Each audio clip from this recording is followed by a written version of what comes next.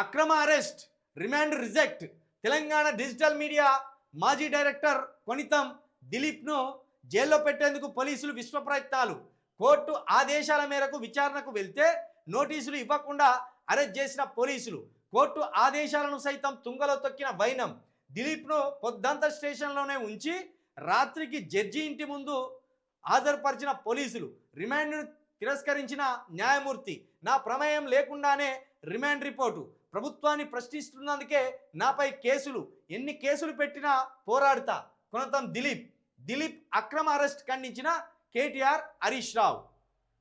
నిన్న ఇదే కొనతం దిలీప్ తెలంగాణ ఉద్యమకారుడు, BRS social media in charge, Telugu scribe అనే ఒక యూట్యూబ్ ఛానల్కి CEO. ఈయన పేరుతోటే తెలుగు స్క్రైబ్ అనే ఒక ట్విట్టర్ కూడా రన్ అవుతున్నది. ట్విట్టర్లో పోస్ట్ పెట్టినందుకు ఈయన జైల్లో వేయాలని నిన్న ఈయన పొద్దంతా నేను వెంటబడ్డారు.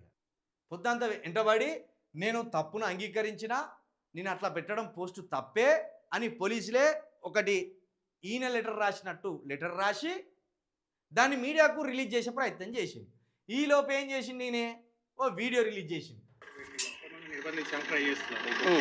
చాలా సార్లు మేము హైకోర్టు కూడా పోయినాము, వాళ్ళు ఆల్రెడీ రిలీఫ్ ఇచ్చినారు. అయినా కానీ హైకోర్టు ఆర్డర్కి కూడా వ్యతిరేకంగా వీళ్ళు ఇట్లా అక్రమంగా నిర్బంధంగా తీసుకున్నారు.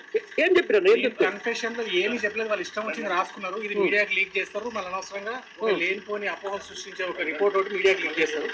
నేను అసలు ఏమీ చెప్పలేదు, నా మీద పెట్టిన ఏ ఆరోపణ నేను ఒప్పుకోవట్లేదు,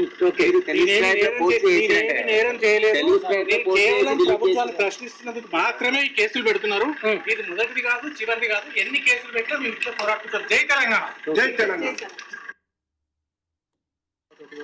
పెట్టి అక్రమంగా నిర్బంధించడానికి ట్రై చేస్తున్నారు. చాలా సార్లు మేము హైకోర్టు కూడా పోయినాము, వాళ్ళు ఆల్రెడీ రిలీఫ్ ఇచ్చినారు. అయినా కానీ హైకోర్టు ఆర్డర్కి కూడా వ్యతిరేకంగా వీళ్ళు ఇట్లా అక్రమంగా నిర్బంధంగా తీసుకున్నారు. ఏం చెప్పారు? కన్ఫెషన్ లో ఏమీ చెప్పలేదు, వాళ్ళు ఇష్టం వచ్చింది రాసుకున్నారు. ఇది మీడియాకి లీక్ చేస్తారు, మళ్ళీ అనవసరంగా లేనిపోని అపోహలు సృష్టించే ఒక రిపోర్ట్ ఒకటి మీడియాకి లీక్ చేస్తారు. నేను అసలు ఏమీ చెప్పలేదు, నా మీద పెట్టిన ఏ ఆరోపణ నేను ఒప్పుకోవట్లేదు, నేరం చేయలేదు. కేవలం ప్రభుత్వాన్ని ప్రశ్నిస్తున్నందుకు మాత్రమే ఈ కేసులు పెడుతున్నారు. ఇది మొదటిది కాదు, చివరిది కాదు. ఎన్ని కేసులు పెట్టినా మేము ఇట్లా పోరాడుతుంటాం. జై తెలంగాణ. ఇది ఆయన చెప్పిందేమో ఇది, కానీ ఆయన నేరం ఒప్పుకున్నట్టు, ఆయన తప్పు చేసినట్టు ఓ లెటర్ ప్రిపేర్ చేసిండు పోలీసులు. పాపం పోలీసుల బాధ ఏ తీరుగా ఉన్నదంటే, ఆ దొంగ లెటర్లు సృష్టించకపోతే వాళ్ళ ఉద్యోగాలు ఉంటాయో ఊడిపోతాయో అని వాళ్ళకి భయం ఉన్నది. ఓ పని చేయరాదు పోలీసు వాళ్ళు కూడా, ఇటువంటి పోలీసు వాళ్ళు మరి అంత భయపడే బదులు ఓ కాంగ్రెస్ కండువ కప్పుకోర్రి. కాంగ్రెస్ కండువ కప్పుకొని రేవంత్ రెడ్డి కాళ్ళ దగ్గర ఉంటే అయిపోయా. ఏమున్నది, గట్లుండండి. అదొక విధేయత. కాకి డ్రెస్ వేసుకొని అబద్ధాలను నిజాలుగా ప్రచారం చేయాలని చూస్తే ఎట్లా? మొన్న పట్నం నరేందర్ రెడ్డి విషయంలో అదే. పట్నం నరేందర్ రెడ్డి ఒక లెటర్ రాసినట్టు, కేటీఆర్ ఇన్వాల్వ్మెంట్ ఉన్నట్టు, కేటీఆర్ దాడికి ఉసిగొలిపినట్టు వాళ్ళే 4 పేజీల లేఖ రాసి ఆ లేఖను బయటికి రిలీజ్ చేసే ప్రయత్నం చేసింది. ఈలోపు పల్లరాజేశ్వర రెడ్డి, హరీష్ రావు జైలు దగ్గరికి పోయి 1 గంటన్నర పాటు ఇదే పట్నం నరేందర్ రెడ్డితో మాట్లాడితే, అసలు నాకెప్పుడు పోలీసు వాళ్ళు కనబడే, నేనెప్పుడు లెటర్ రాత్తిని, నన్ను జడ్జి దగ్గర హాజరుపరిచి చక్కగా నన్ను జైల్లో వేసే, ఈలోపు నాకు పెన్ ఎక్కడ దొరికే, పేపర్ ఎక్కడ దొరికే రాసేదానికి అని ఆయన ఉన్న విషయం ఆయన చెప్పిండు. ఇప్పుడు సేమ్ కొనతం దిలీప్ కూడా ట్విట్టర్ ఉన్నదే ప్రజా సమస్యల మీద స్పందించడానికి, ట్విట్టర్ ఉన్నదే ప్రజల కోసం పోస్టులు పెట్టడానికి, రాజకీయం తెలిసిన వాళ్ళు. ఆ ఒక్క పోస్టు పెడితే గంత భయపడవలసిన అవసరం ఏమున్నది? కాంగ్రెస్ ప్రభుత్వం ఏర్పడినప్పటి నుంచే నేను అరెస్ట్ చేయాలని చూస్తున్నారు.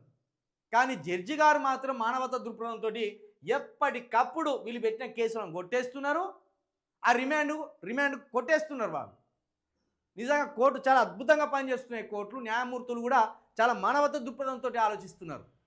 చిన్న చిన్న పోస్టులకు నేను మొన్న నరేందర్ అనే అబ్బాయిని ఇదే పెద్దపల్లిలో దుద్యాల మండలం ఆ దుద్యాల మండలంలో గొడ్డలతోటి నరికిన్లు ఈ కాంగ్రెస్ మండల లీడర్లు అని పెడితే నాన్ మీద ఒక కేసు పెట్టిండ్రు, నన్ను రిమాండ్కు పంపుదామని చూసిండ్రు. అంటే గొడ్డలతో నరికినా కూడా చూస్తూ నరకని అని చూసుకుంటూ ఉండాలా? ఒక సోషల్ యాక్టివిస్టులుగా, ఒక జర్నలిస్టులుగా, ఒక ప్రజా సంఘాలుగా ప్రజల వైపు గొంతెత్తి మాట్లాడవలసిన మాటోంటోళ్ళు మాట్లాడకపోతే ఉంటామా? నిన్న సిగ్గు తీసిన జడ్జి గారు నిన్న రాత్రి తీసుకపోయి ఆ జడ్జి గారి ముందర నిలబెడితే ఎన్నిసార్లు తీసుకొస్తారా? ఈ పనికి మాలిన పోస్టులు పెడితే ఈ పనికి మాలిన పోస్టుల మీద ఆయనను వేయాల జైల్లో అని చీవాట్లు పెట్టి పంపించింది. అయినా సిగ్గొత్తలేదు. ఇటు ఈ పోలీసులకు సిగ్గొత్తలేదు, ఈ రాష్ట్ర సర్కారుకు సిగ్గొత్తలేదు.